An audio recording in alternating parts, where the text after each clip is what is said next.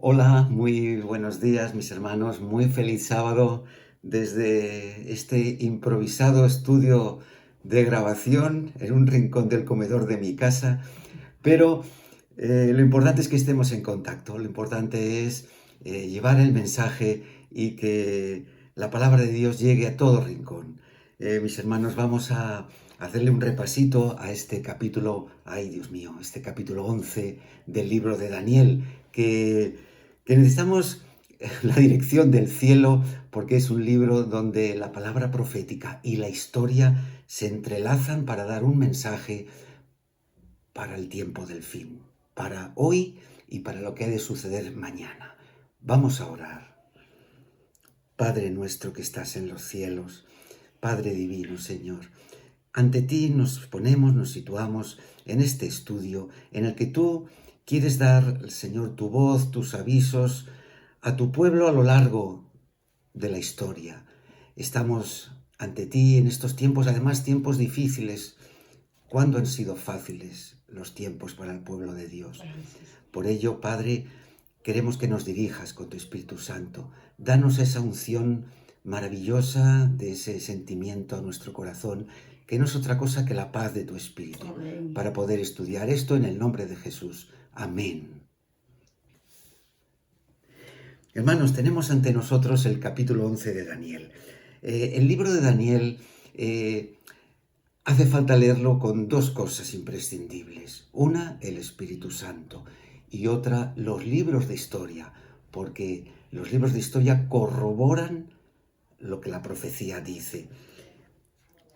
Aparecen muchísimas situaciones en los capítulos del libro de Daniel, los capítulos 2, 7, 8 y 9, en el que se narra la historia universal, la historia del mundo. Pero hay una lección muy importante. En esas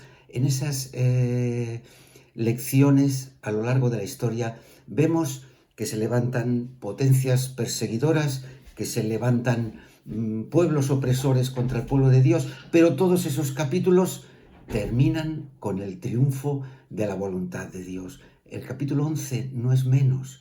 Empezaremos el capítulo con un repaso de reinos terrenales, reinos que se confrontan entre sí en Oriente Medio, entre los sirios, griegos, y después enfrentados a los egipcios. Reino del norte, reino del sur, enfrentados entre sí, y son reinos efímeros, algunos siglos, pero en la historia esos son reinos efímeros. Pero esos dos reinos del norte y del sur son el tipo de otros dos reinos, otros dos poderes que tenían que nacer, que surgir. Tendría que surgir cuando ese reino del norte, que son el imperio de los antíocos, de los seleucos, del imperio sirio, cuando ese imperio menguase y desapareciese de la historia, ese reino del norte, con otro protagonista, tendría su sucesión a lo largo de la historia. Lo mismo con el reino del sur. El reino del sur es Egipto. Es aquel Egipto de los faraones que se enfrentan con los sirios. Cuando ya terminan en su lugar en la historia esos reinos, aparece otro poder, otro reino.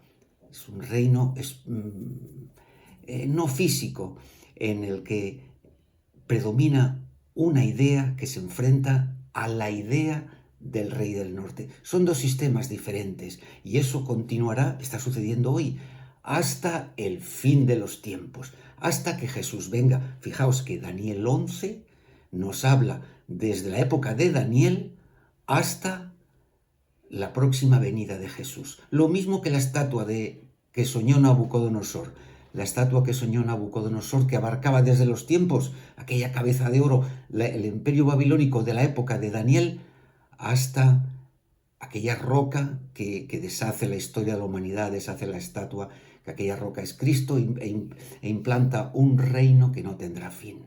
Ese es, en esencia, el capítulo 11 de Daniel. Un mensaje de que los poderes contra Dios se levantan y actúan y la voluntad de Dios queda manifiesta. Empieza el capítulo 11 leyendo la palabra de Dios, hablando de reyes terrenales. Fijaos que hasta el versículo 22, 23, habla de reinos terrenales, nos habla de enfrentamientos. Después de los días de Daniel, nos dice el texto bíblico que le sucederían al rey, a Ciro, le sucederían 3 reyes más. Vamos rápidamente a los libros de historia y vemos que es verdad. Allí vemos que a Ciro lo sustituye el rey Cambises, esto es, reyes de Medo-Persia. A Cambises lo sustituye, leemos en la escuela sabática, falso Esmerdis. ¿Quién era este falso Esmerdis? Este era un usurpador. Cuando el rey Cambises se ausenta, aparece en la historia un tal Gaumata, que era un mago de Media y se hace pasar por hermano del rey. Obtiene el trono, pero es un falso, es un usurpador. Este es sustituido después, cuando vuelve la legalidad, con el rey Darío I. Después de ellos, mirad, la palabra de Dios nos dice que aparece un cuarto rey después de estos 3. Este cuarto rey, la Biblia nos habla de él. Este cuarto rey no es otro que nuestro Asuero del libro de Esther. En la historia aparece como Jerjes, y en verdad nos dice el texto bíblico que tendría muchísimas riquezas e iría contra Grecia. La historia corrobora este texto escrito por Daniel, inspirado por Dios, escrito unos 500 años antes de Cristo, y 200 años después este Jerjes se enfrentó con los griegos. Recordáis, esto lo hemos visto en tropecientas películas. Hemos visto las guerras de los persas contra los griegos, aquella película Los 300, que los jóvenes recuerdan mucho, la guerra de la batalla de las Termópilas, donde 300 espartanos se enfrentan a todo el imperio persa. Fueron derrotados también, y aparece después de Jerjes una sucesión de reyes medopersas. Pero después de Jerjes y estos reyes, llega un nuevo rey en la historia. Este rey es Alejandro, pero no es medopersa, este es griego. Los griegos deshacen el imperio de los medopersas y Alejandro muere. Y a Alejandro lo suceden, como no tenía heredero natural, un sucesor, lo suceden sus 4 generales. Son Ptolomeo, Lisímaco, Seleuco y Casandro. Ellos se reparten todo el imperio de Alejandro. Y Daniel 8, versículo 8, también nos habla de un cuerno de aquel macho cabrío que es quebrado. Daniel 8 y Daniel 11 nos hablan de Alejandro Magno, el que destruye el imperio de los medos y de los persas. Y aparece el imperio griego, que es repartido entre sus generales. Estos generales, en realidad, sus reinos, sus 4 divisiones, al final quedan en 2, que es la parte norte, que sería el rey del norte, y la parte sur, que sería el rey del sur. Pero, ¿cómo saber qué es rey del norte, qué es rey del sur? Dicho de otra palabra, ¿qué es el norte y qué es el sur? Mirad, hay una expresión que aparece mucho aquí en los libros de Daniel, que es la tierra hermosa. La tierra hermosa no es otra cosa que la tierra elegida por Dios, Israel, Jerusalén en concreto. Todo lo que es de Jerusalén hacia el norte, eso es el imperio del norte, Jerusalén hacia el sur es el imperio del sur. Los generales de Alejandro al final fusionan sus sus terrenos en estos dos zonas geográficas, y la parte norte, gobernada por este rey del norte, es la parte de Siria, gobernada con cultura griega, que hay una sucesión de reyes que la mayoría se llaman Antíoco tal, Seleuco tal, la dinastía de los Antíocos y de los Seleucos o Seleucidas. Esos gobiernan lo que ahora es Siria, lo que es ahora Turquía, lo que es la antigua Babilonia. Todo eso es la zona geográfica del reino del norte. Y el sur, ¿qué hay en el sur? En el sur de Israel, Egipto. Allí se establece uno de los generales de Alejandro, Ptolomeo, y allí él inicia una sucesión de reyes, sus hijos, que son los reyes del reino del sur, de Egipto. Es una historia apasionante, la historia. Si esto hubiera sucedido en los Estados Unidos, serían unas superproducciones tremendas, una historia épica y apasionante. Por ejemplo, mirad, en la Biblia leemos en el capítulo 11, el versículo 6, dice así: al cabo de algunos años llegarán a ser aliados, reino del norte, reino del sur, convenios y tratados de países. La hija del rey del sur, una hija de Egipto, vendrá al rey del norte para hacer una alianza, pero ella no podrá retener la fuerza de su brazo, ni él permanecerá. Ella será entregada junto con los que la habían traído con su hijo y los que la apoyaban en aquel tiempo. Este versículo 6, como dije, es apasionante porque es la historia de Berenice. Berenice es hermana e hijas de los reyes de Egipto y se casó con el rey Antíoco II del reino del norte. Y Berenice va al reino del norte a casarse con Antíoco II por esto de las alianzas entre países, alianzas matrimoniales, y todo parece que va muy bien, pero aparece la mala de la película, que es la Odisea. La Odisea es la esposa de Antíoco II. Antíoco II la había repudiado para casarse con Berenice, y la Odisea no se queda con los brazos cruzados, y la Odisea, por sus celos, su envidia, sus malas artes, hace que se cumpla este versículo. La Odisea envenena a Berenice, la mata, su hijito, todas las séquito de siervas egipcias, mueren todos por la Odisea, hasta Antíoco II.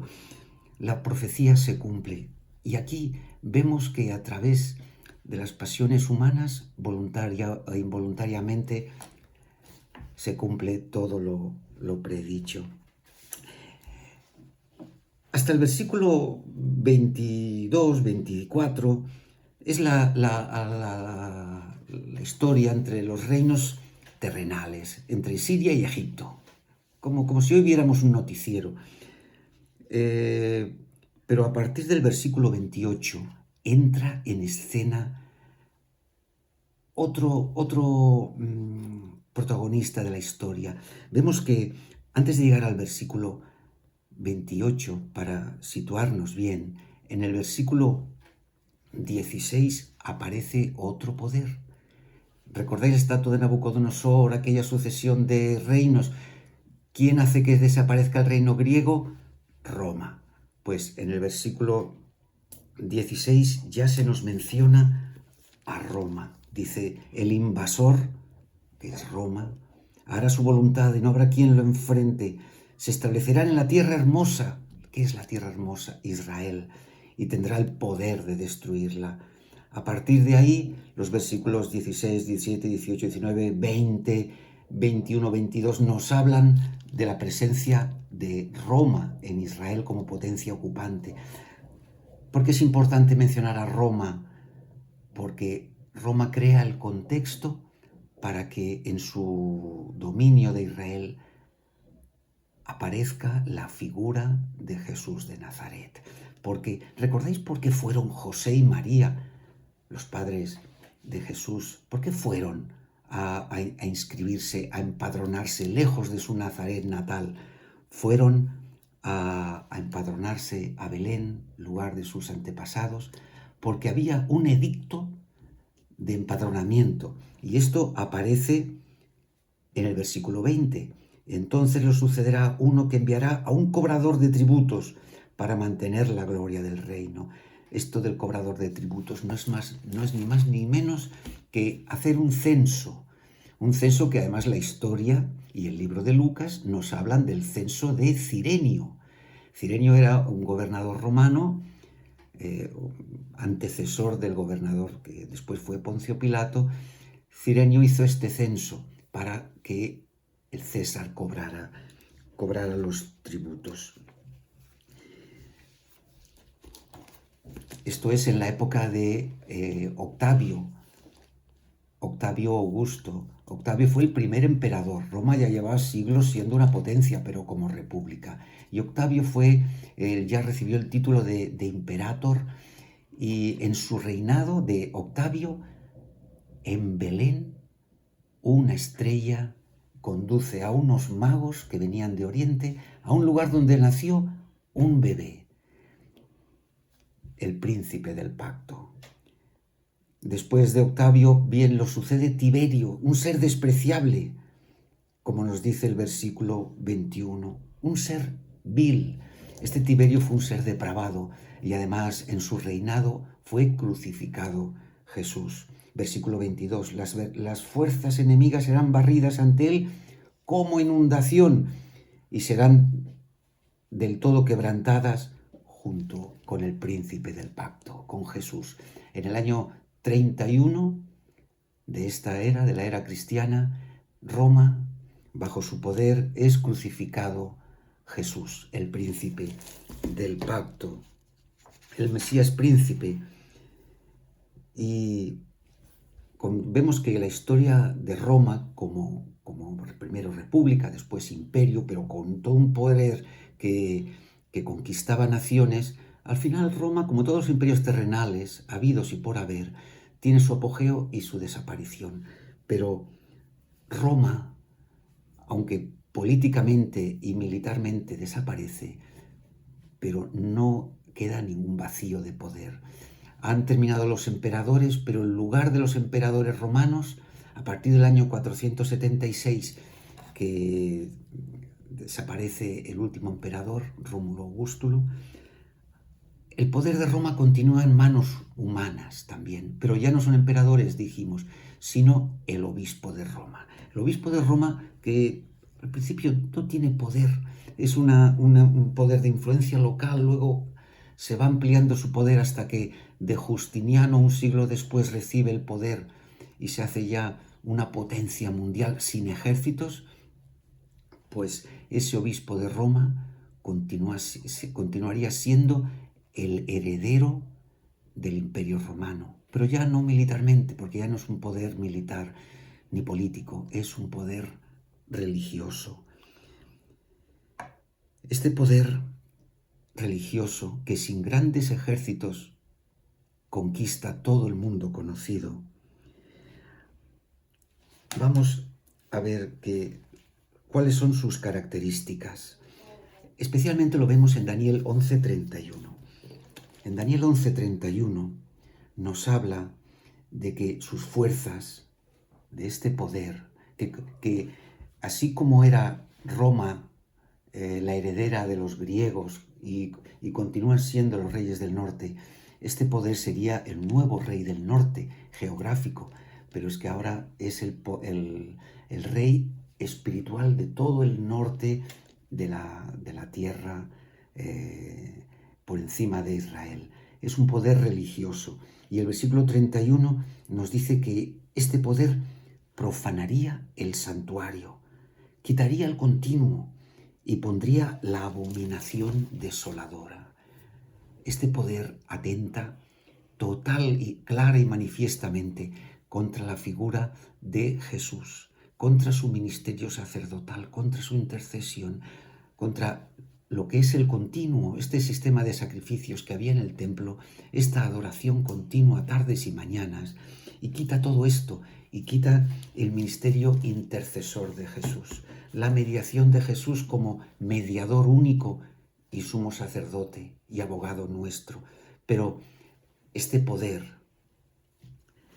pone a otros sustitutos en lugar de Jesús, pone a la intercesión ya no de Jesús, sino de María, de los santos, de mil doctrinas raras que eliminan la misión de Jesús como mediador entre Dios y nosotros.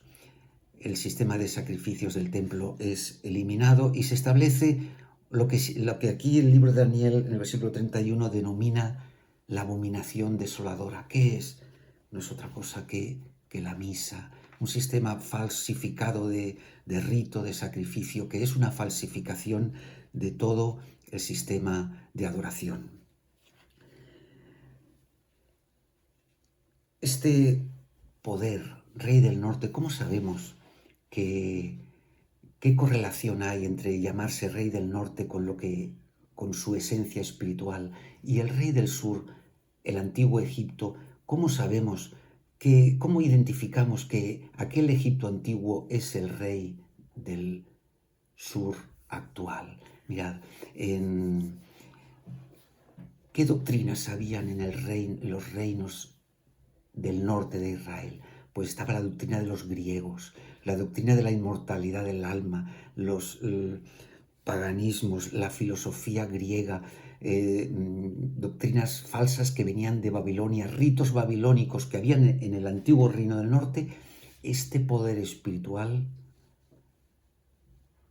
la Roma papal, toma para sí todas estas doctrinas espirituales, inmortalidad del alma, filosofías, ritos paganos babilónicos, y esta es una de las características de Roma. Roma actual, la Roma papal, la Roma católico-romana. Esta es la Roma heredera de todas aquellas falsas doctrinas de Grecia y de Babilonia. Y el reino del sur, ¿por qué sabemos que Egipto es el reino del sur? Pues porque Egipto queda muy bien definido con una frase que se encuentra en el libro de Éxodo, capítulo 5, versículo 2. Permitidme.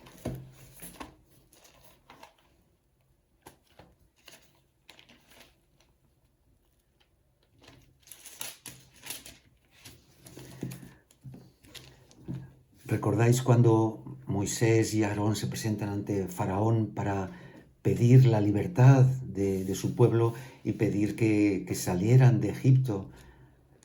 Pues el versículo 2 dice: y Faraón respondió: ¿quién es ese Jehová para que yo obedezca su voz y deje ir a Israel? Yo no conozco a Jehová, ni tampoco dejaré ir a Israel.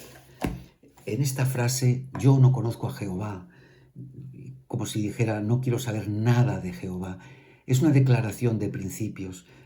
Todo el sistema de pensamiento que elimina a Dios, que combate a Dios desde el ateísmo, esto es el Rey del Sur. En la historia de la humanidad, hasta lo vivido en el día de hoy, el Rey del Norte, desde el siglo VIII, ha tenido todo su apogeo. El Rey del Norte tuvo su apogeo, la Roma papal, desde el año 538, cumpliendo la profecía de los 1260 días, tuvo su apogeo en toda la Edad Media, y el Rey del Norte sufre una herida mortal de la que sería sanada en 1798. Termina la profecía de los 1260 días y a partir de 1798 empieza el tiempo del fin. Alrededor de 1798, 10 años antes, 12, 15, en 1789 hay un terremoto, pero no es un terremoto físico, es un terremoto espiritual y social muy grande especialmente. Es la Revolución Francesa. La Revolución Francesa inicia un nacimiento de todas las filosofías, y a partir de ahí, de 1780 y tantos, 90 y tantos, y toda la primera mitad del siglo XIX, empiezan a nacer muchas filosofías humanas, teologías, filosofías, que todas son enemigas de Dios. Ejemplo, antes alrededor de la mitad del siglo XIX, aparecen doctrinas totalmente ateas como socialismo, comunismo, evolucionismo, ideas de feminismo.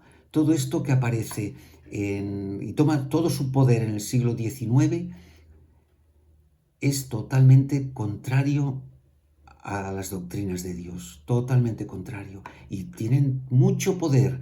De hecho, todo el siglo XX, el siglo que vivimos en su intensidad, es una lucha constante, y especialmente que todas los ismos, socialismos, comunismos, fascismos, capitalismos, todo esto, que es ateo, enemigo de Dios, tiene el apogeo de su poder, y ese siglo XX, el rey del norte está menguado. Perdió su poder en 1798 y está ahí a la expectativa, recuperándose muy poquito a poquito, porque los ismos, o sea, las doctrinas ateas, que no es otra cosa que el rey del sur, tienen su apogeo total en el siglo XX e incluso ahora, en la actualidad, hasta el día del fin. La lucha entre el rey del norte y el rey del sur espirituales es esa lucha, la lucha entre la falsa religión y las doctrinas humanas. ¿Qué buscan las doctrinas humanas? Buscan teóricamente la felicidad del hombre, la salvación del hombre, pero sin Dios, apartar a Dios totalmente. Dios no existe, Dios es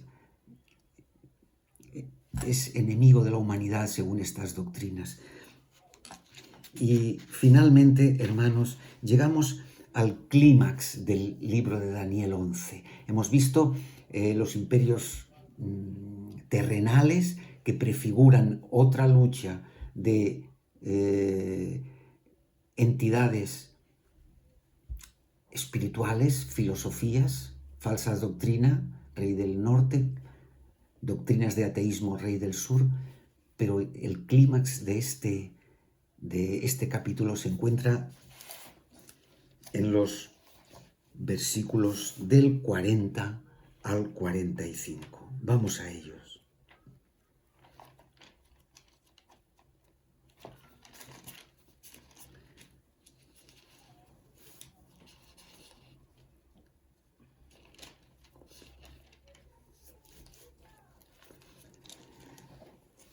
Versículo 40, Daniel 11, 40, en vuestras Biblias. Pero en el tiempo del fin, ¿qué es el tiempo del fin?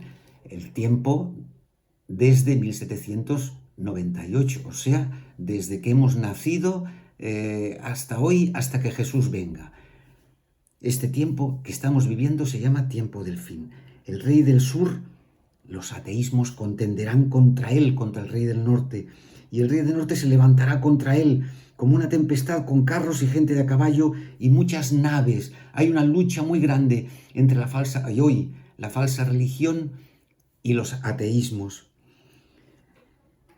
Pero parecerá que está a punto de vencer el rey del norte. Parece que incluso va a dominar toda la humanidad. Pero mirad, versículo 44. Pero noticias del oriente y del norte lo espantarán. ¿A quién? Al rey del norte. Y saldrá con grande ira para destruir, matar a muchos.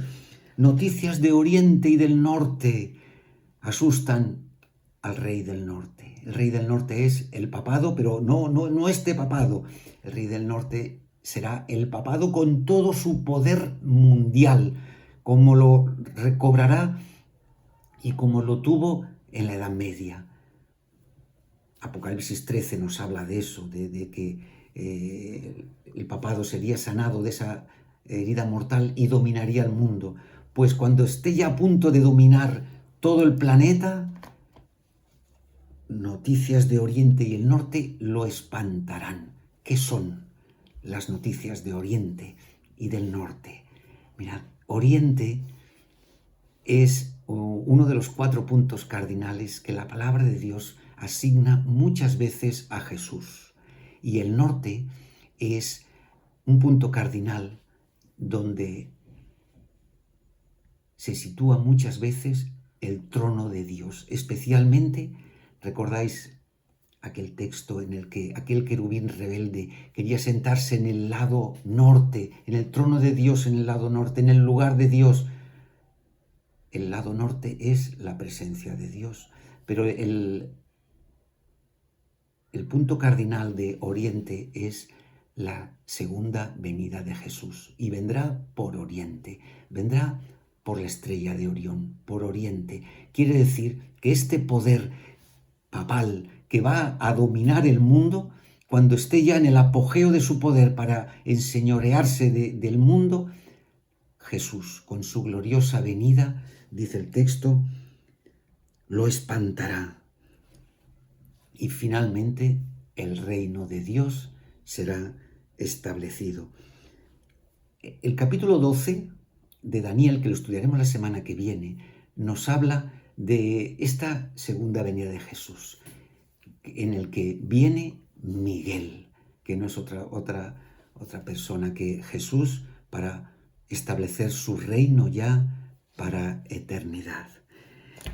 Este es, a grandes rasgos, el capítulo 11 de Daniel, donde a base de la historia y el mensaje bíblico, el mensaje profético, nos ilustra sobre la historia de la humanidad, y la historia más, sí, de la humanidad, pero del final de los tiempos, desde 1798 y especialmente desde hoy hasta la segunda venida de Jesús. Muchísimas gracias, gracias por vuestra paciencia. No es fácil un capítulo, si te gusta la historia te apasionará este capítulo, pero está muy claro. Hay una gran coincidencia en los teólogos adventistas, teólogos de nuestra iglesia, en que su interpretación es esta, como nos manifiesta la escuela sabática.